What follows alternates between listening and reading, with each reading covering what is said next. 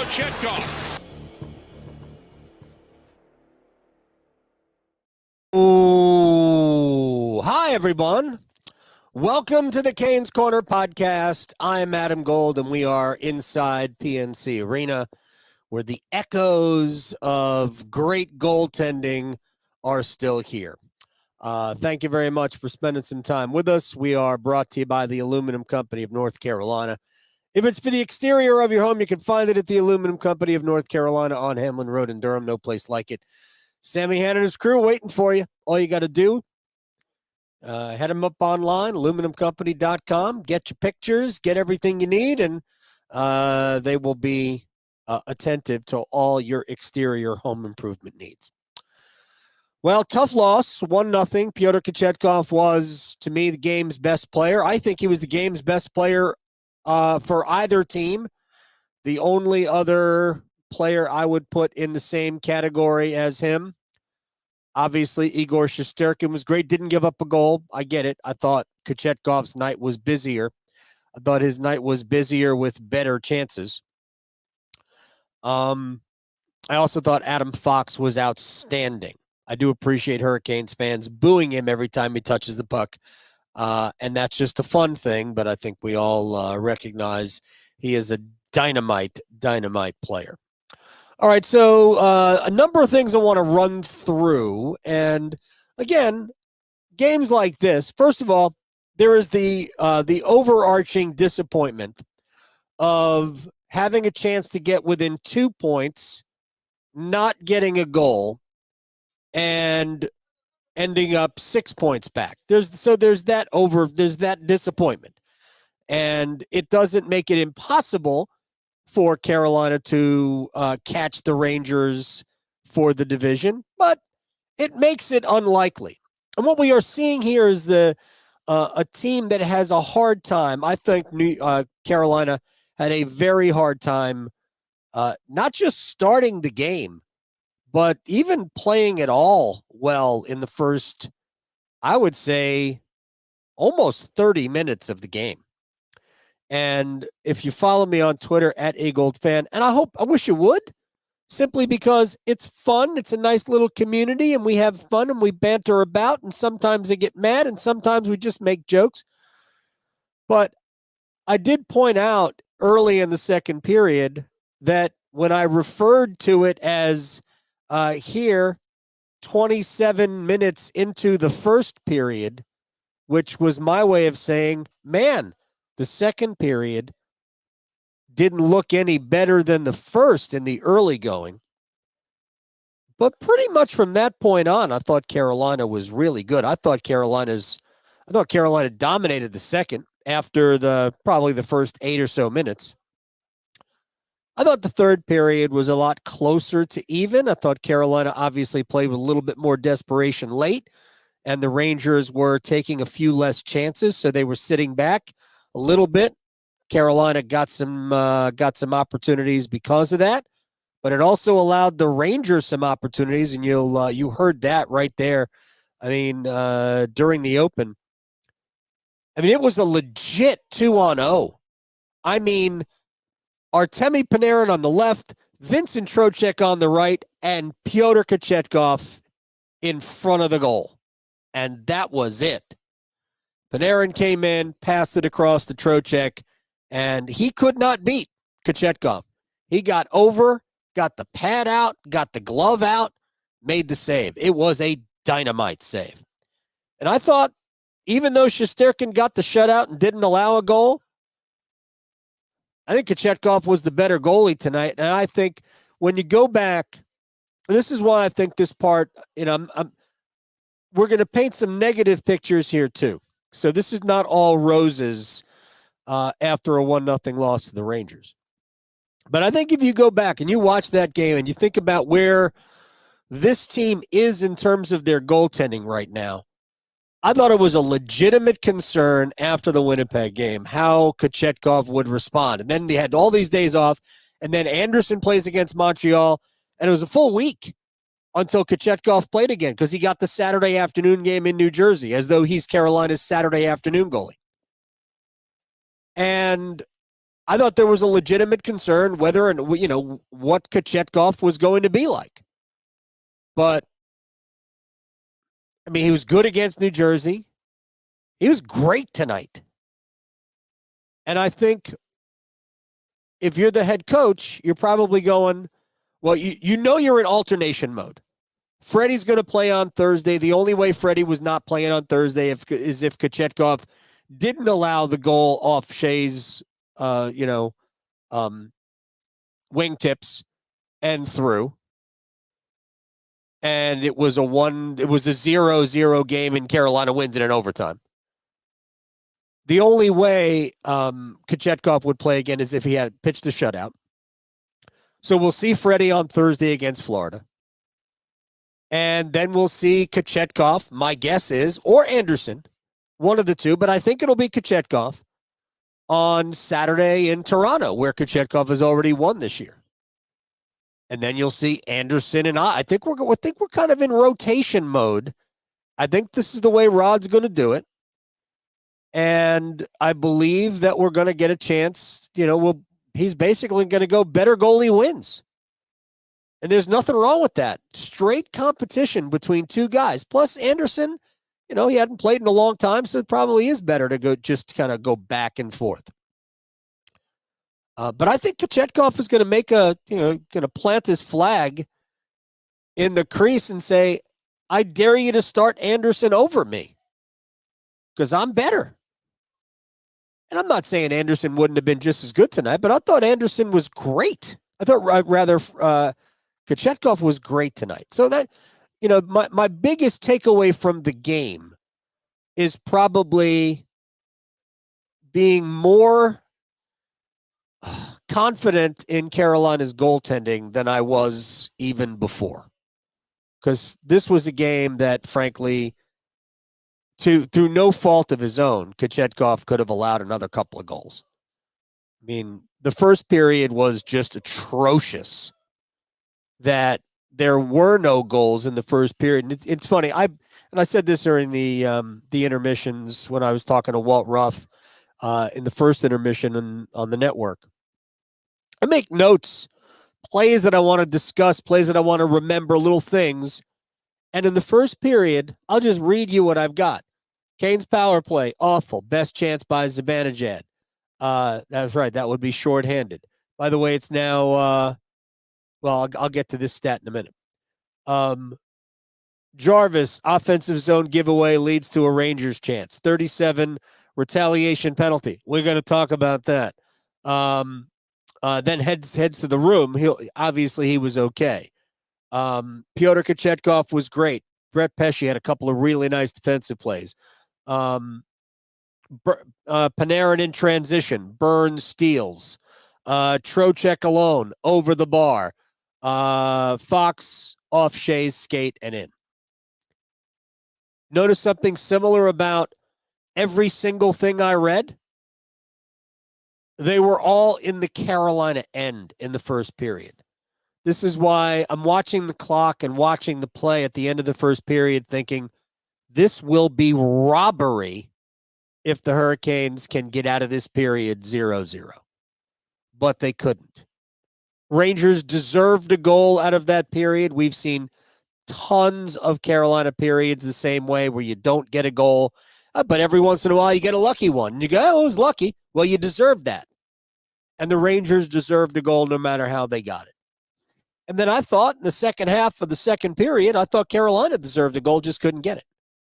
Because the same thing I was just talking about after the first few minutes, which included a Kuznetsov tripping penalty. Trocheck was robbed in the slot on the power play. Great save by Kochetkov in tight on a pass from, I don't really remember, I think it might have been Panarin behind the net in front to Trocheck right in the slot where he did a lot of work. We remember him here for 2.5 years doing that. Right in the slot, takes a shot, and Kochetkov just in great position, gets his body and he's tight. Dynamite save. Then the power play, the penalty kill was great again tonight. But from that point on, midway through the second period, maybe a shade earlier than that, Carolina started to impose their will on the game. Nason to Fost, Fost to Nason. That combination was excellent tonight. Svechnikov to Aho, who whiffed on a scoring opportunity. Slavin hesitated on a scoring opportunity. Almost seemed like Carolina was in between. Do I shoot? Do I pass? Here's what happens, what I think you should do, and maybe what they will do going forward in these types of games, because the Rangers were basically overplaying all the passing lanes. At this point, fire shots on goal and go get it. These types of games, Carolina needs to play one way because the passes weren't getting through. Rangers did an amazing job today. It's something they do a great job at anyway, of getting sticks in passing lanes. You are much better off, I think, just firing pucks at Shesterkin and then go crashing the net. And play a dirty, not, dangerous dirty, but, play one of those muck it up games. Because I think Carolina can play that way. They just couldn't get the goal. Then we had some wild sequences in the third period where the top line had some opportunities, just could not generate shots off these opportunities. But there were two odd man rushes in a row. One of them, and this was a little bit later, I guess. Aho had a great opportunity. They were sort of like a triangle in front of the net, and Aho was at the point of the triangle to the right of the goal. And rather than he was looking to pass the puck, but there was nobody to pass to because the passing lanes were taken care of. At that point, shoot the puck, man. Try to go over Shesterkin's shoulder. Go like just to the sides of his mask. Do something. But we passed up a lot of shooting opportunities when we had the puck in the third period. So, but I thought there was a lot more good than bad. The bad, of course, was that start was just atrocious. I mean, no zone time at all. And because of that, the Rangers got into more of an offensive rhythm, even though I thought Carolina defended really well. I thought Pesce and Skjei and Burns and Slavin and Chatfield, even Orlov, were really good defensively. I think Dmitry made some questionable decisions tonight. There was some like, why are you pinching there? What are you doing? Why are even at the end, it was at the end of the second period. I mean, I don't know where he was going.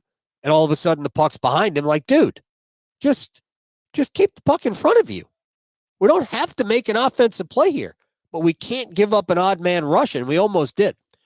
But, I mean, it's really hard to complain about. You give up one goal, and it was a freak goal, even though you got dominated because you did enough good to keep it at 0 until the Fox goal off the Skjei's skate blade. So I thought there was a lot more good than bad. I've already talked about Kochetkov. Let me get to the I don't know what you call it. The new line. Kuznetsov, Necas, and the new guys. I thought after a kind of a slow first period, because it was a slow first period for just about everybody other than the Kotkaniemi line. But I thought from the second period on, I thought they were dynamite. And I don't think they'll ultimately stay together, and I'll explain why in a minute. But I thought they were great, and they had some really good scoring chances. Kuznetsov was denied on the doorstep. That was probably Shesterkin's best save. The Necas saucer pass to Kuznetsov in front, who tried to chip it over the pad, but Shesterkin got over and flashed the leather and beat him. Gensel had a couple of opportunities, including one on a rebound where he got the puck. He just flipped it just wide of the post. I mean, tomorrow, that's not tomorrow, but Thursday, that's a goal, right? I mean, it's really that simple. He's going to put that inside the pipes more often than he's not. Tonight, for whatever reason, he did. Maybe first game in a month, and actually we're 2 days away, the 14th. So the game against Florida, that will be the 1 month anniversary of his last game, although, of course, he played today, so we missed that. What do you get somebody for a 1 month anniversary? Anyway, That line had plenty of opportunities. They generated a lot, and ultimately they'll be fine. But again, I don't think they'll stay together. We'll get to that in a minute. In the first period, the Kotkaniemi line was really good. I'm not sure it was a lot about Kotkaniemi. I certainly thought he was fine. I am not in any way saying that Kotkaniemi was bad, but I thought that almost everything that came from that line came from the combination of Fost and Nason. And there were 3 different connections. And I think it was twice it was Fost passing to Nason. They just couldn't get a goal. And Fost had a great chance. Nason had 2 great chances, just couldn't get a goal. Nason shot it over the bar on one and then was denied by Shesterkin on another. So that was like the highlight of the first period, was every time that line got on the ice. Now, ultimately, they didn't play a ton. It was more than 10 minutes, though. So, I mean, a few more minutes, and they're just like every other line. And I think when we get to the postseason, we'll see some different combination. I'll be curious to see how Rod treats all of it. But I thought that line was certainly the best line in the first period. And I think from the second period on, I think the Kuznetsov line was great. And I think Aho actually played pretty well today. I don't know that his 2 line mates played pretty well, but it's all kind of hard because there were so many opportunities that I thought that line could have done better with that they didn't. And maybe it's because they were all looking to make the extra pass and maybe make the goal easier, and they made the goal non-existent. And I think that line just needed a little bit more direct on it. All right. 3 things I want to bring up that are somewhat bothersome to me. Let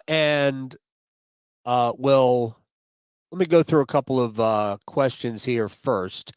Yes, it was a goalie fest, James. I have not shouted out all of my friends tonight, all of our friends. So let's do a shout out to you in Adelaide, Australia, Perth. There's nobody awake in Dublin, but if Paul gets up and listens, shouts to you, Paul.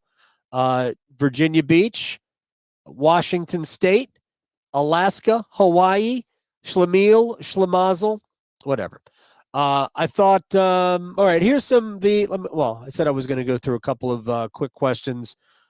So, hey, at least we didn't lose 6-1 at home. That's good, Will. You're right. We didn't. Zach wants to know, could Carolina have won this game? Yeah, they could have.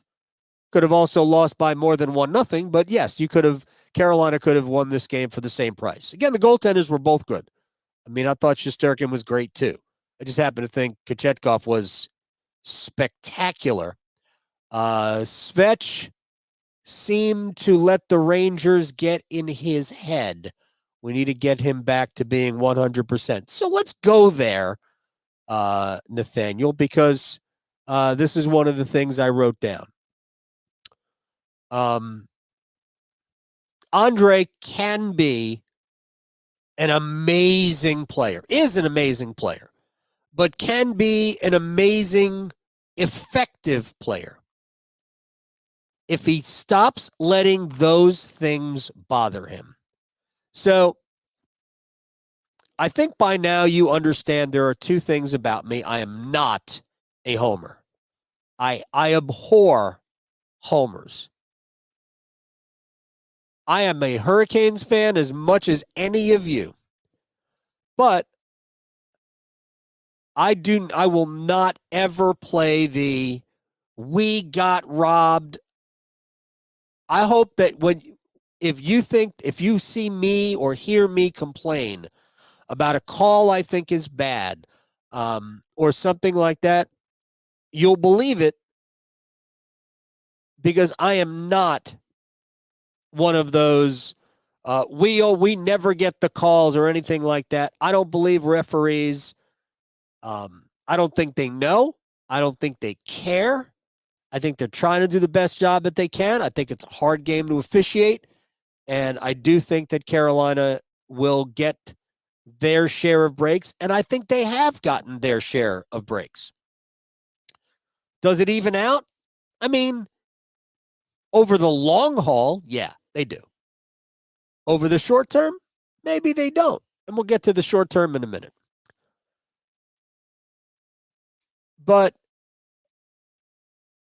we have too many fans that, I'll just go back to the Jersey game.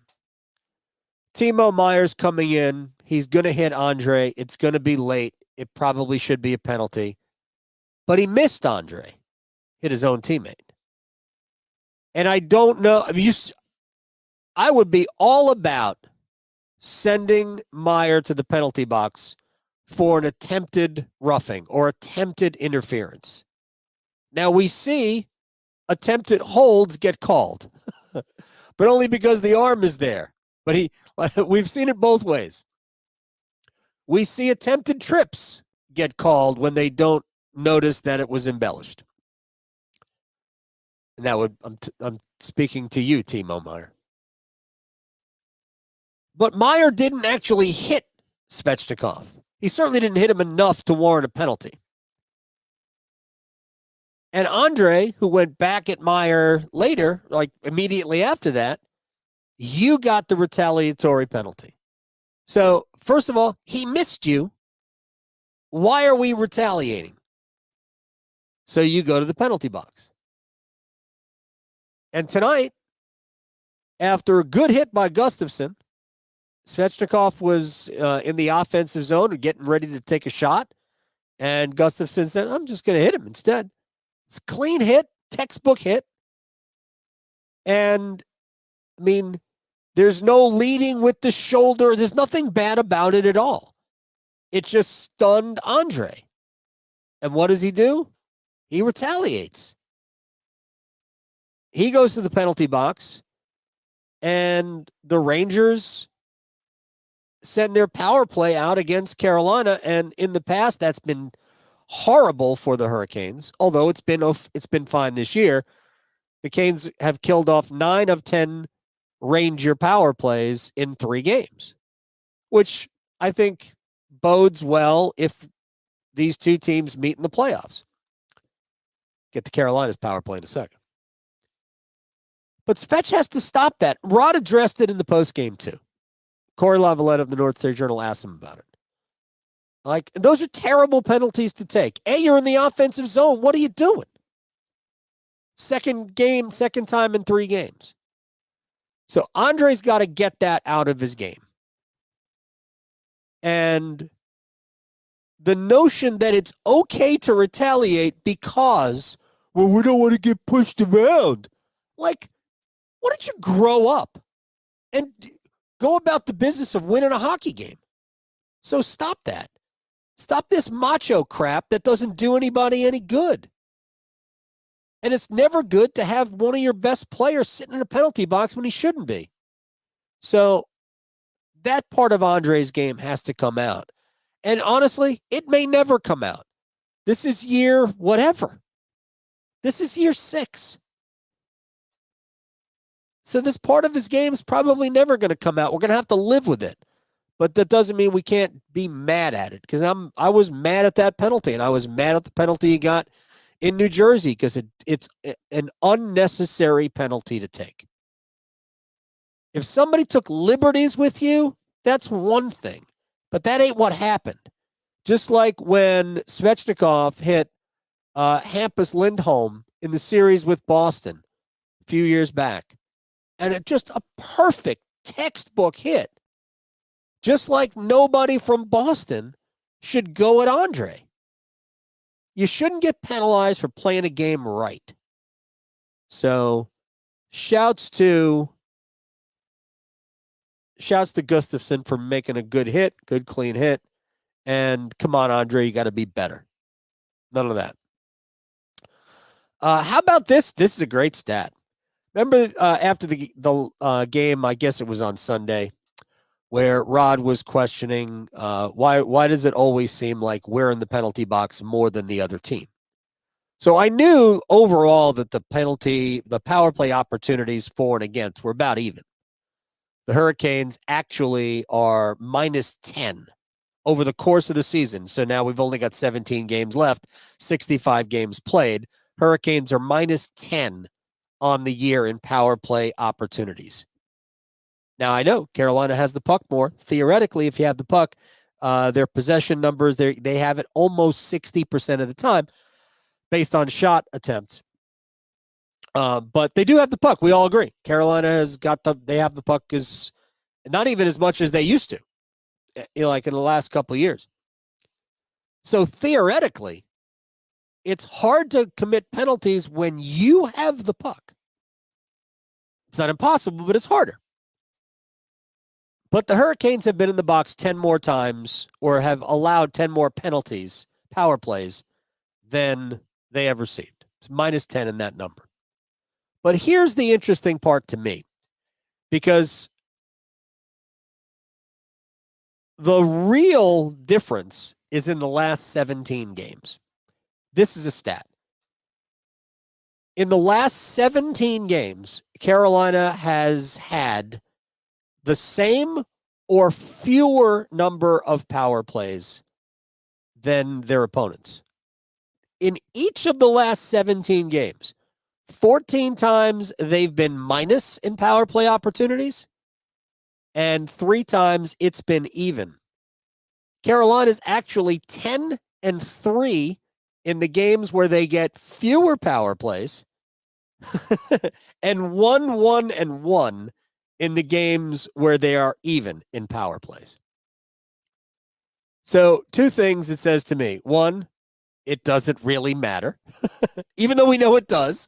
But in the outcome, and again, small sample size. And 2, Carolina's penalty kill has been winning them games. So, and it's been that way for a long time. But in the last 17 games, and Carolina is, I believe, 11. No, they're 14, 13, 3-1, whatever. What adds up to 17 games? 13, 3-1. Actually, now it's 4. I don't know what it is. Who knows what their record is? But the 17 games in a row, that's kind of hard to do when you've been playing as well as Carolina has been playing and you have the puck all the time. I don't know. It's a statistical anomaly. So there's that. And this will be the final thing that, actually I have two more things, because I'm going to give you what I think the lines will look like eventually. I don't think this has been a great stretch for the Staal, Martinook, Jarvis line. I think they have their moments within games.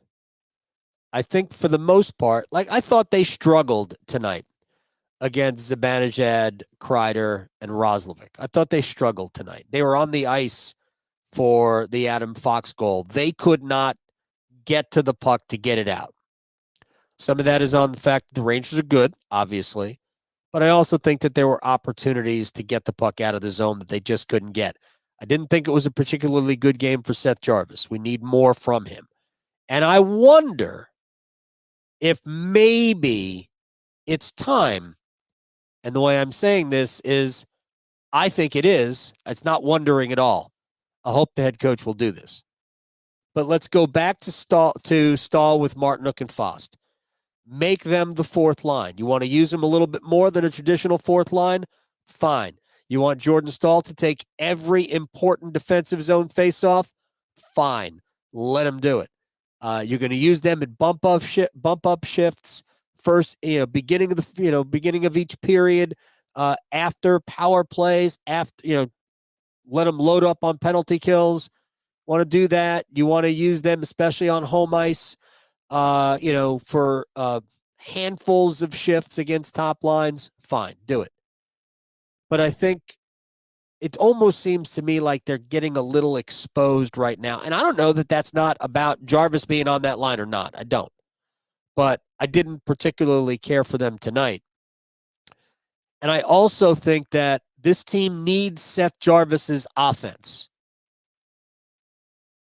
So it's just something I've been watching, and I haven't loved it of late. And I don't know if that's a Staal problem. I don't know if it's a Jarvis problem. I don't know if it's a Martinook problem. I don't know if there's an injury that we don't know about. All of these things are possible, but I don't think that line has been as good lately as it needs to be. It's again, these stats are not necessarily important because it's very difficult to really put too much weight in it, but I don't think they're like completely irrelevant. Among the Hurricanes forwards, there are a few who are minus. Jordan Staal is the most minus at minus 12. Necas is a minus 8 too, but I think Necas has played so much better of late. I don't look. It's not the best stat in the world to look at, but Martinook is a +1. Jarvis is a plus player. Staal is a minus 12. Again, not sure that really matters, but it's been that line was a minus tonight because the goal was scored when they were on the ice. So here's what I think it will look like going forward, and then we'll say goodbye on this one. Rod Brindamore told me before the game that eventually Guentzel will play with Aho. I've always thought that was going to happen, and it will happen. Although, again, I thought that line was really good tonight. But I think you'll see Aho with Guentzel, and my guess is Teravainen. And I think the next line you'll see Kuznetsov play with Svechnikov and Necas, which that line could be just awesome. And because I think it's time to put Staal, Martinook, and Fost back together, I think you're going to see when Jack Drury comes back, assuming Jesperi Kotkaniemi hasn't dominated the NHL and been named Player of the Week twice, I think you'll see Drury resume his spot on that line with maybe it's Nason and Jarvis. But I think it's time for Jarvis to be in a scoring role again. And again, I'm open to Jarvis playing with Aho and Guentzel. I don't think that would be bad at all. And Drury, Teravainen, and Necas should do a lot of damage. And if we get to the Staal line as a fourth line and you use your top three lines the way they can be used, then I think you have the opportunity, really, to take advantage of third and fourth line combinations and third pairs. But it's time. They need Seth Jarvis to score. They need him to be on the score sheet. And he's been, even though he scored against Calgary, heck, just about everybody scored against Calgary. They just need more offensively out of him. I thought he struggled tonight regardless, but I think they need more out of him offensively. That'll do it for us. I am Adam Gold. I appreciate your time here on the Canes Corner podcast live on YouTube. Give the like button, the subscribe button, just a little caress, whisper sweet nothings to it. And this way it shows up automatically. You get notified. I assume that's the way it works. They call you. It's like a robocall. You get rickrolled. Actually, that's exactly what it is. You get rickrolled every time we're about to start a Canes Corner podcast. And if you want to drop me a note, that's fine. You can always hit me up on Twitter at agoldfan. Appreciate all of you spending some time with us, even after a loss, even though Carolina, while they didn't play great, Kochetkov did, and we can all be happy about that. We're brought to you by the Aluminum Company of North Carolina. If it's for the exterior of your home, you can find it at the Aluminum Company of North Carolina on Hamlin Road in Durham. Sammy Hanna and his crew do a great job. You should check them out for all of your exterior home improvement needs until Friday against Florida. I'm sorry, Thursday against Florida. Should be fun. I'm Adam. Thank you very much for hanging out with us, and we'll see you in a couple of days.